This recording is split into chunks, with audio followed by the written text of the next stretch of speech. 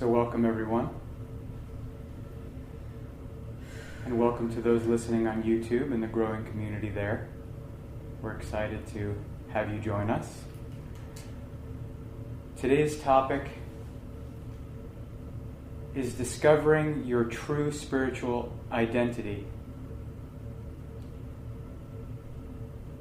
Going through the healing path. And it comes from the notion that as we move through our healing path and our healing journey,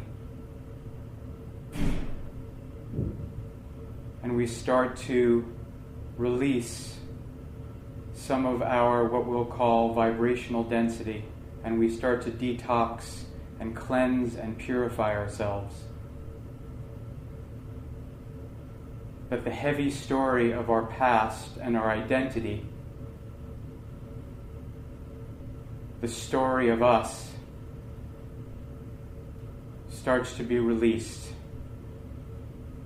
And we open up to a new and more open and more powerful and more dynamic sense of ourselves, a new and exciting identity. Last week, we spoke about the path of the open-hearted, emotionally available warrior. And we spoke about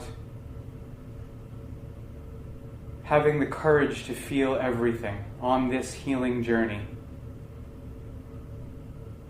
To let, as the Buddhists say, the world tickle our tender heart. To stay present and fully connected to our feelings as they arise. And we talked about some of the obstacles to feeling our feelings. And that the essence of addiction is the habit of escape. The habit of running away from our feelings, of repressing our feelings, of distancing ourselves from our feelings, of distracting ourselves from our feelings. And that this habit of escape is about reaching out to the world to no longer feel what we feel and to numb ourselves of the pain of being human. And we spoke about the notion of seeking wholeness or happiness or a relief or at least a distraction through addiction objects. Can be food or alcohol, can be our iPhone or the gym, can be online shopping. Any compulsive attachment to any addiction object, to any activity that takes us away from this moment and the way we feel and distracts us and helps us escape from how we feel. Even if the activity or the object is very benign, like exercising or working. Many of us have a work addiction. We throw ourselves into our work to not feel our feelings, for example. Or into the gym to not feel our feelings. And while working and succeeding and exercising are healthy, it's the energy with which we seek through those things to escape, to distract, to not feel, that takes us away from our healing journey, that closes us. And we talked about the core of addiction being what the Buddhists call shenpa, or the itch and the urge to scratch. The itch and the urge to scratch, the hook, the trigger, the feeling we don't want to feel when something happens that we don't like, that we didn't want to happen. We don't want to feel this, we want to run away. It's that feeling, that anxiety, that shakiness, that uncertainty. And we fall prey to it, and we scratch the itch. We numb ourselves, or we lash out, we react, We react in anger, we react by consuming, indulging, avoiding. And we talked about the Buddhist practice of refraining or renunciation, which is all about mindfulness and paying slow and careful attention to the moment, to what we are doing, to how we are feeling, to how we are responding to life. And as we slow down and pay more careful attention, we can learn to not cause harm to ourselves or to others. We can learn to stay, which is what Pema Chodron says. Learn to stay with the uncomfortable feelings, with the uncertainty, with the insecurity, with the uneasiness, the anxiety, the fear, the anger.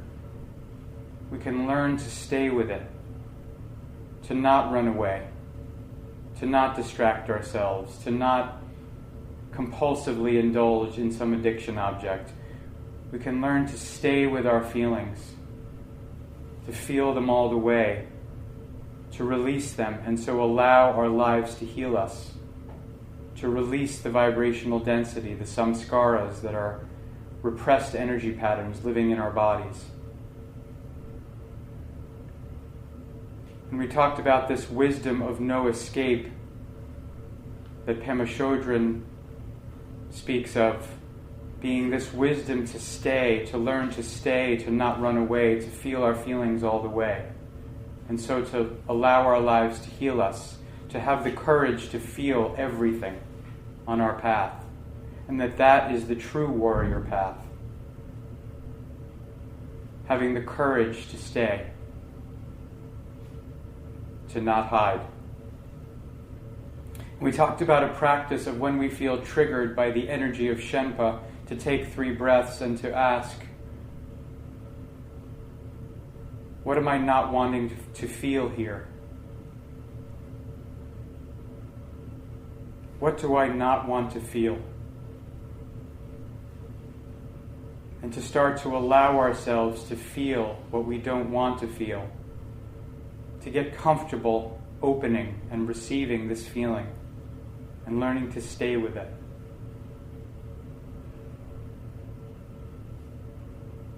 And so today, we're going to pursue some of the results of this journey of learning to stay with our feelings, of learning to accept and have the courage to feel our feelings all the way. And for many of us, as we begin this, we start to feel so much more than we've ever felt before. We start to feel all of the feelings we never let ourselves feel. Some of the energy that has been released from our bodies, the resistance, the density, the numbness, starts to be released as we start to feel our feelings. And then what happens is we start to feel so much it feels overwhelming. We're crying at the drop of a hat. We're laughing, we're crying, we're scared, we're happy. It feels like life is being lived in Technicolor and it's hard to get used to. And it feels perhaps that something's wrong. And this energy of resistance is coming from an identification with our feelings and our thoughts. It's coming to an attachment of our feelings to our story, to our history, to the story of us, to the story of unhappy me. And so when I feel some sadness, instead of allowing that feeling to pass through me all the way,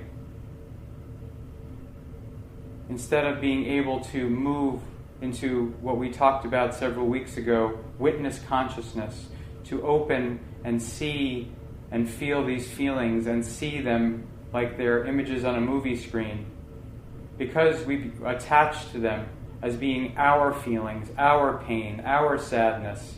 It's my anger, it's my sadness, it's my pain, and it's attached to my story. My story of the unhappy story of my life, my story of me, of little me, who's been wounded, whose mommy and daddy didn't love him or were divorced, or who was left as a child, who was abandoned, who didn't get the love I needed. And so I have a story, and my story gets triggered every time I attach a feeling that comes up to that story. And that's as it should be. That's the healing journey.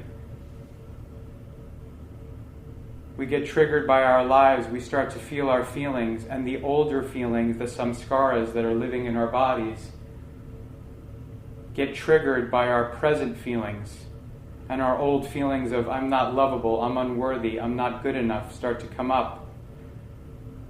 And hopefully we can start to fully feel those feelings. We can start to allow them. And as we start to allow them, we start to change our vibration. We start to release these buried feelings, which are a vibrational density. That's what Panache Desai calls them. They are vibrational density, as opposed to lightness, as opposed to high vibration energy. They're lower vibration. They're dense. They're living in our bodies. They're keeping us stuck. They're keeping the circulation of the energy that wants to move through us from moving through us all the way. And so this healing journey, one way of thinking about it is that it's a density detox. That's what Panache Desai calls it.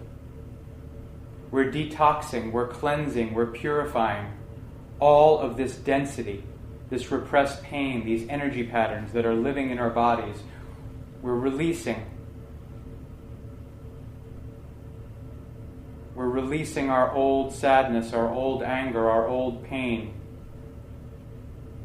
We're starting to soften and loosen the old story of me. We start to see some of the beliefs that we have held on to, these closely held beliefs about ourselves, about our lives, about how we've been victimized, about how we've been done wrong, about how we're not good enough and we're not worthy. And as these energy patterns and this density begins to be released, our stories begin to be released, and our heavy past begins to be released, because it's no longer living in our bodies as these dense, repressed energy patterns, as this repressed emotion. And because our past, our heavy past, because the lightness from our past is not held in our body, it's only the heaviness. And so the heavy past begins to be released as we move through this warrior path of feeling our feelings. And so we begin to change our vibration. We begin to open up. We begin to let go of this old density from the past. We begin to let go of these old stories and beliefs about ourselves, these old thoughts. And so what happens as we move along in the journey, we become more able to connect to our spiritual centers and move into witness consciousness, because we are no longer carrying so much weight and so much story from our past. The story of the unhappy me, of the person who's been done wrong, of the person who is unworthy, is no longer attaching itself to everything that happens in our lives. We stop taking things personally. We stop taking every single thing that happens in our lives personally. And so we start to be able to move into allowing our feelings even more, because we're holding on to them less.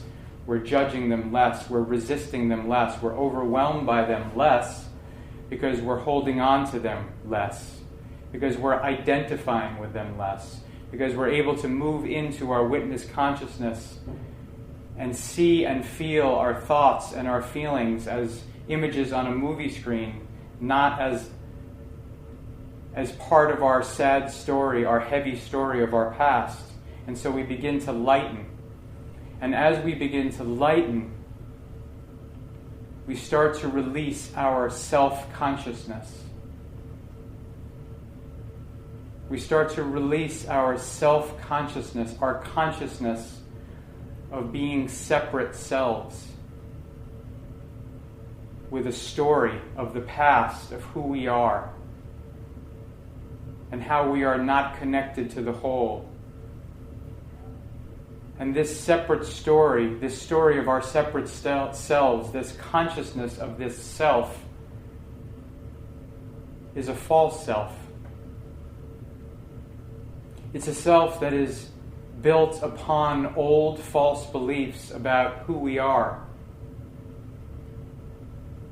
False beliefs about our unworthiness, our not being good enough, our not being lovable, there being something wrong with us. False beliefs about how the things that happen to us in our lives happen because we deserve them.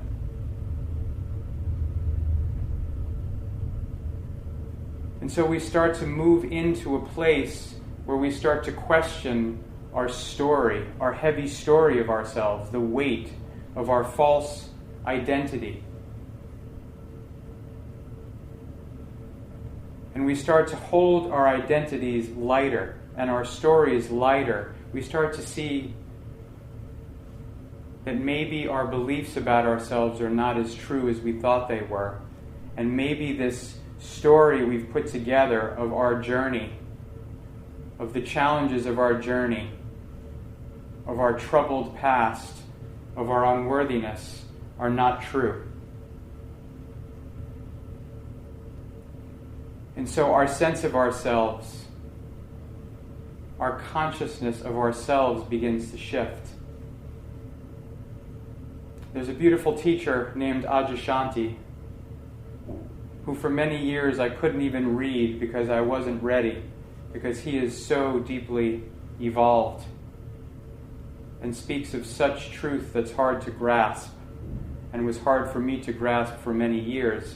But what happens is the more you move into this healing journey and the more you clear this vibrational density and the more you lighten your story of yourself, you start to see the possibility of releasing this false self, this ego-defined story of the limited me who is separate from everyone else, who is disconnected, who needs to be afraid, who needs to be defended, who needs to be protected. You start to be able to question that whole identity construct, that whole self-image of something being wrong with me, of something to be afraid of. Adyashanti takes us through the evolution of consciousness, and we spoke about this early on in this series, about the universe evolving, and that consciousness is evolving towards ever more conscious life. And if you look at the 14 billion year history of the universe, it has constantly been evolving towards greater complexity and greater consciousness. And he talks about when consciousness, or the spirit, first moves into form, it started with insentient beings, with rocks and elements of the geological planet, water and trees, but trees began to be more sentient, but still had no identity separate from the whole. A rock has no identity separate, but it is an aspect of embodied consciousness. And then a tree is another more evolved aspect of embodied consciousness, but still has no sense of separateness. A tree is deeply rooted and connected to the earth and derives all of its nutrition and sustenance from the earth and from the sun, and is a part of the whole. It doesn't argue and battle with other trees. It doesn't seek to survive. And then as the evolution of consciousness moved into more sentient beings, animals started to populate the earth. But again, while there is more sentience, there is not self-consciousness. There is the beginning of it in survival instinct, but there is no sense of a separate self. The animals are connected to the earth, connected to each other, and there is no loneliness. There is no isolation in the animal world.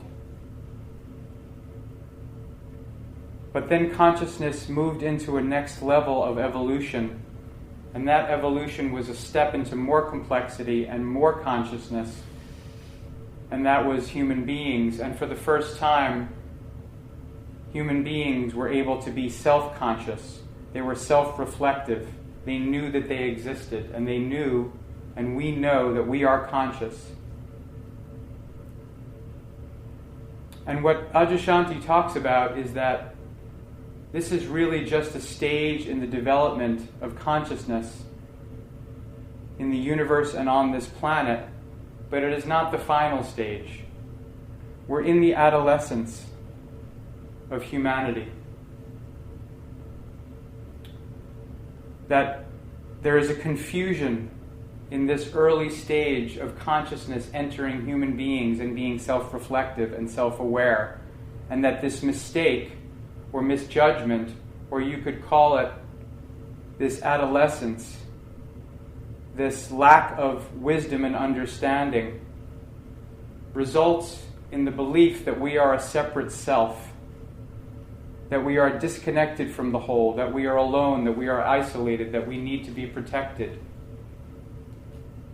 that who we are is just this physical form and the amount of years that we live and what happens to us. We start to believe, instead of having that witness consciousness where we know that we are watchers of the movie, we start to get pulled into the movie. That's what mankind has been, pulled into the movie, and believed that that was who they were. That the story of who I am can be told by what happens to me and my birth and death on this material plane.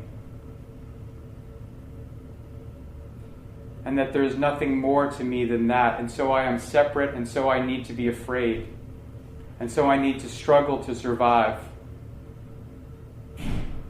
But as we grow and consciousness evolves, we are starting to see that we are not those separate selves, that the next level of evolution, moving into adulthood, is to see that our true identity is not the limited story of me, our small egos with our fears and our insecurities, but that the greater story of who we are is connected to the whole. That we are the ocean, not the waves. That who we are is the watcher of the movie. And so as human beings begin to wake up, to awaken to this truth of their identity, they can start to consciously evolve. They can start to work on themselves like we're working on ourselves here today. They can start to work on their healing journey and start to evolve consciously, which is the first time in the history of life that evolution becomes conscious. And so evolution begins to speed up. And there is a momentum to evolution that happens. And then what happens is, that has never been able to happen before, is that the most evolved are able to bring the less evolved into a higher level of consciousness. That's what the great teachers do.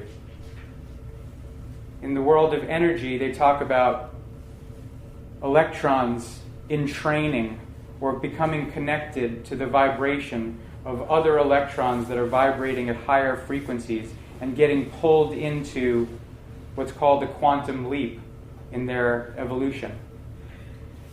So human beings can pull other human beings into a quantum leap into their evolution and start to show them what their identity truly is.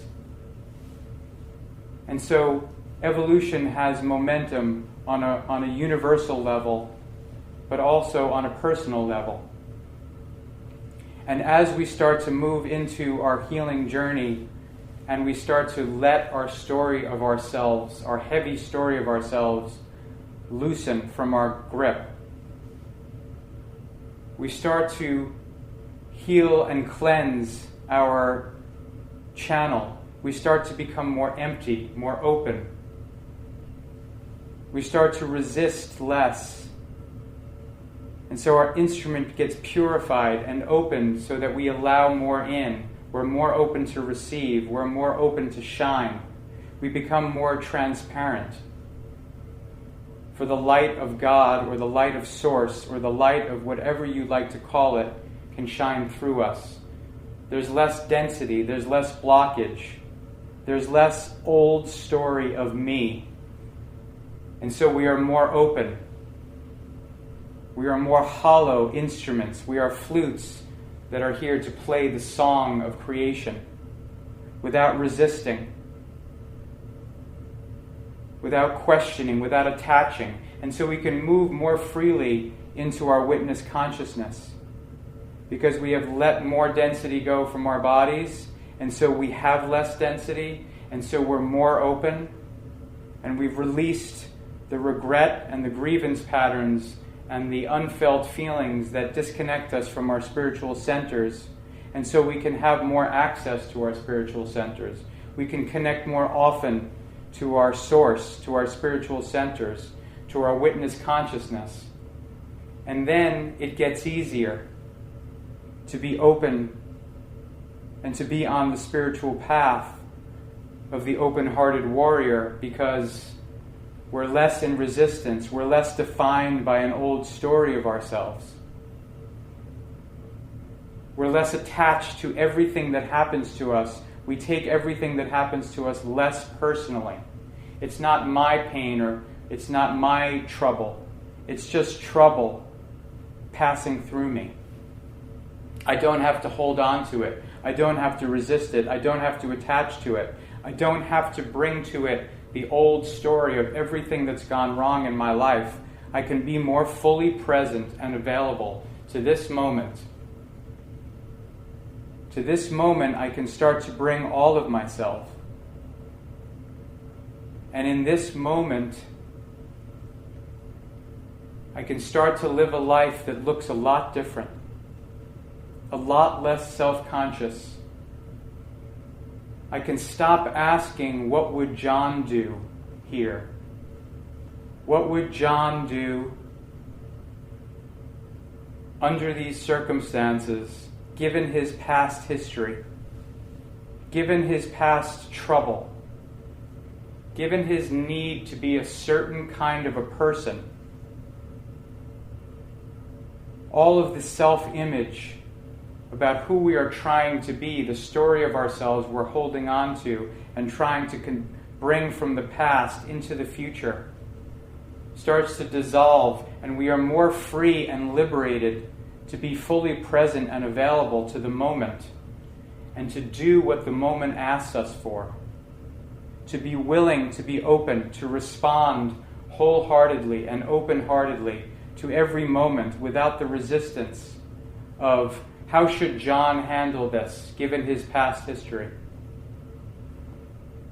We're less attached to a story, to an ego, to how is this going to make me look? How do I look in this situation? How am I going to come across?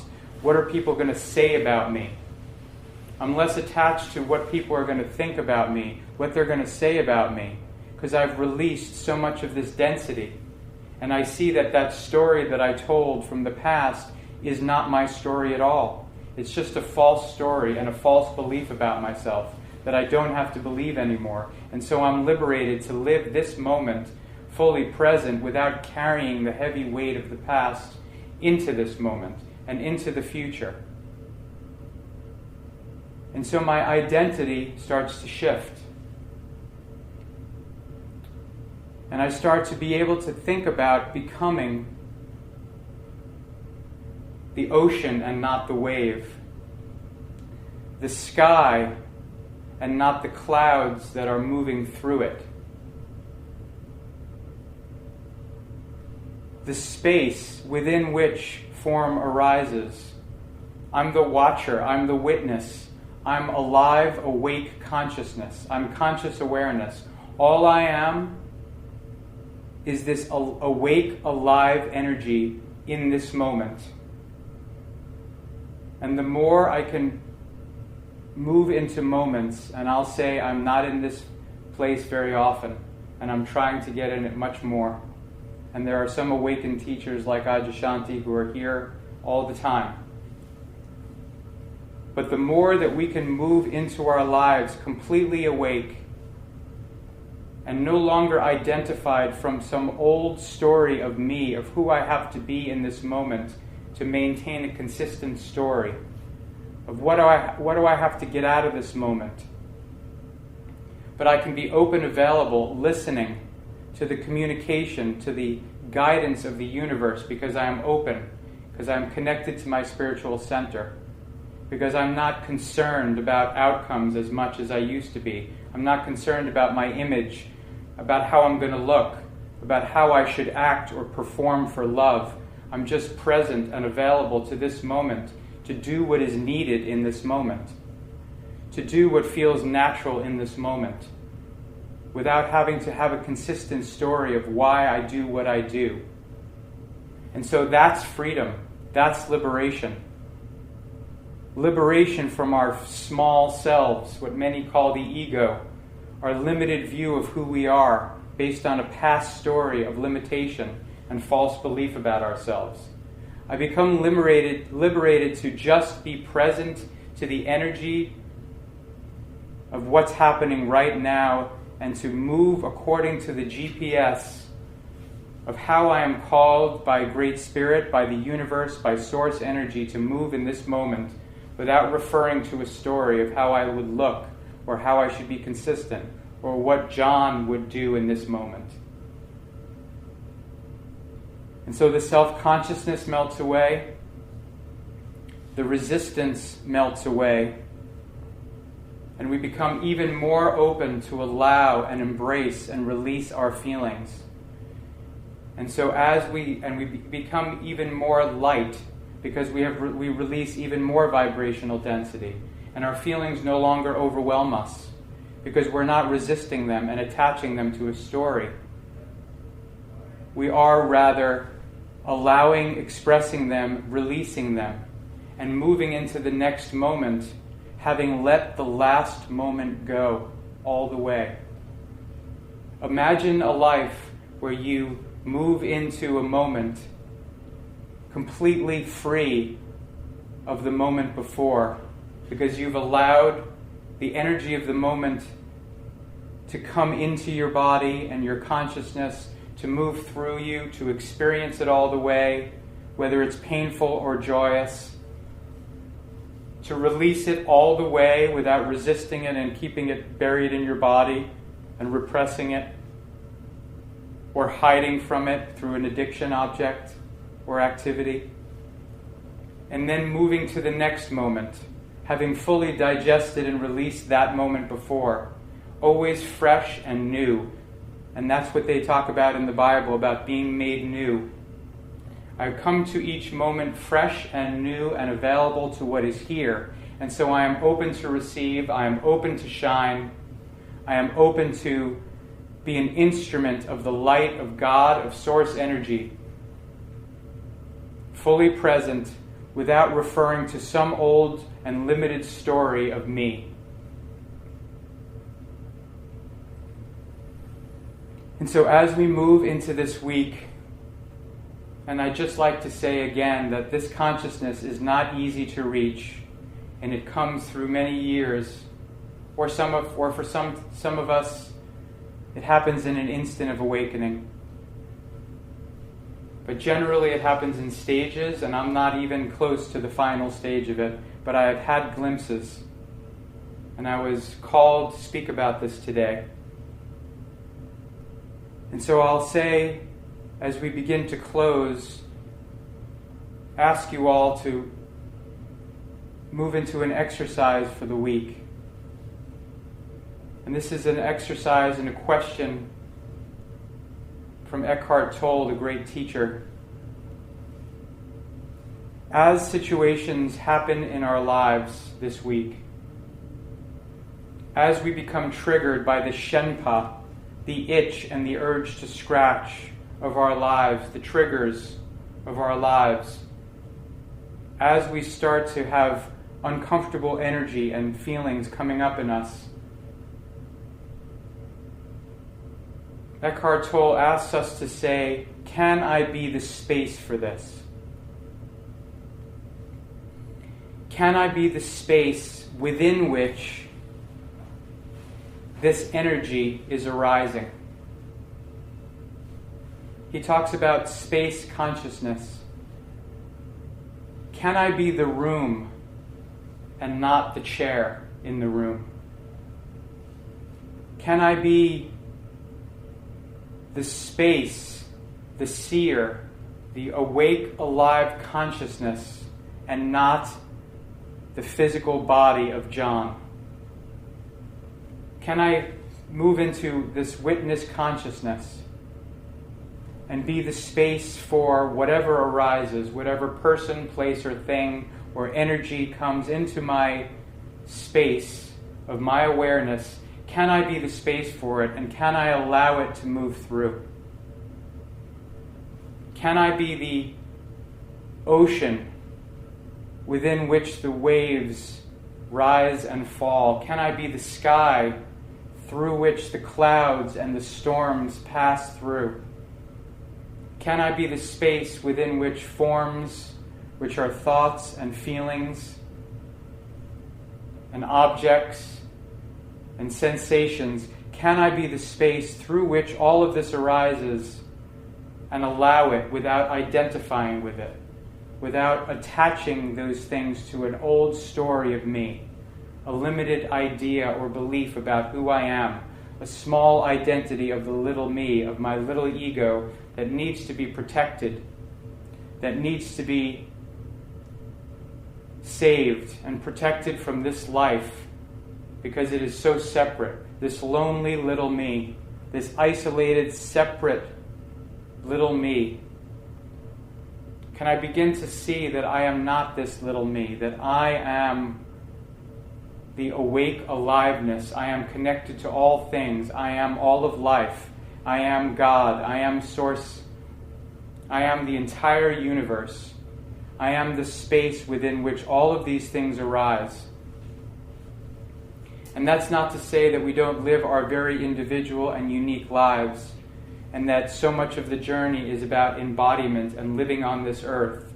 It's not about transcending, but it's about starting to change our sense of ourselves from just this physical body that will start to fade away and die and have a certain amount of time and do a certain amount of things and needs to be protected, to a larger sense of ourselves. And as we open up to this larger sense of ourselves, this larger identity, this I am consciousness, this can I be the space for this, our lives begin to grow, our healing journey begins to move with a greater amount of momentum, and our tree of life begins to grow because we are deepening these spiritual roots into our connectedness to all of life.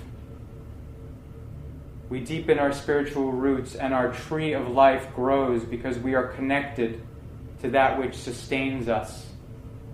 We are enlivened by source energy. And we have more energy, and we have more abundance, and we have more creation, and we have bigger and better and brighter lives, and greater expression and creation and creativity. All from this expansive view of our identity. Thank you.